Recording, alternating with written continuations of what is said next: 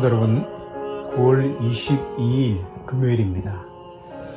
요한복음 성경 14장, 15장, 16장 말씀은 예수님의 다락방 강화, 설교, 십자가를 지시기 전 예수님께서 말씀하신 다락방 강화라는 이름으로 불려질 수 있다면, 요한복음 17장 말씀은 대제사장의 기도, 대제사장적인 기도로 이렇게 우리에게 주어진 말씀입니다. 그 말씀에 아버지께서 내 안에, 내가 아버지 안에 있는 것 같이 저희도 다 하나가 되어 우리 안에 있게 하소서라고 기도하십니다.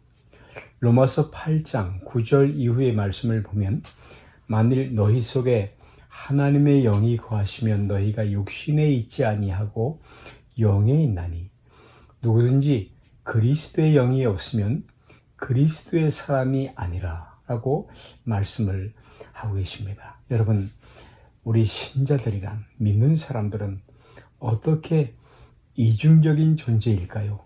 그것은 예를 들자면, 우리가 물에 빠졌을 때에 혼자 물에 빠지면 빠질 수밖에 없지만, 빠져 들어갈 수밖에 없지만, 물에 뜨는 나무 토막을 붙잡고 있으면, 꽉 붙잡고 있으면 그 나무 토막 때문에 물에 빠질 수 없는 것처럼 신자란 더 이상 혼자가 아닌 것입니다. 성경 말씀, 로마서 말씀을 통해서 예수를 죽은 자 가운데서 살리신 이의 영이 너희 안에 거하시면 그리스도 예수를 죽은 자 가운데서 살리신 그 영으로 말미암아 너희 죽을 몸도 살리시리라 라고 말씀을 하십니다. 신자란 더 이상 혼자가 아닌 것입니다. 우리가 하나님 앞에 거룩하고 흠이 없고 영광스럽고 복된 자리, 그 자리에까지 갈 수밖에 없는, 그 자리에 설 수밖에 없는 여러 가지 장치를 하나님께서 이미 해놓은 셈인 것입니다. 그러므로 우리 신자들이 신자의 확신 속에서 영원한 상급과 바로 영원한 영광의 자리에 갈 것을 나는 믿지 못한다 라는 것은 있을 수가 없는 일인 것입니다. 너희 안에 계신 그리스도의 영, 그분으로 말미암아 너희 몸은 죄로 인하여 죽은 것이나 영은 의를 위하여 산 것이니라. 할렐루야. 여러분, 우리 인간은 하나님께서 만드신 피조물로서의 걸작품인데, 하나님의 형상을 쫓아 만들어진 귀한 그런 형상인데, 피조물인데, 그 하나님이 우리에게 요구하시는 그 요구도 역시 너무도 귀한 것입니다. 너무도 큰 것입니다. 내가 하나님의 자녀라는 그 지위, 그 이름을 얻은 것과 함께 아예 존재론적으로 주의 영이, 주의 성령이, 그리스도의 영, 하나님의 신이신 주의 영이 우리 안에 와 계셔서 거하시며, 어떤 때 내가 나인지 내가 주의 영인지 모르도록 섞여 있습니다. 물론 내가 나이죠. 여러분, 죄 짓는 것은 전부 나입니다. 우리 인간은 전적 부패요, 전적인 무능력이요, 선한 것은 하나도 없고 100% 죄인이지요. 그러나 혹 잘하는 것이 있다면 그것은 전부 주의 영이 하신 것입니다. 할렐루야.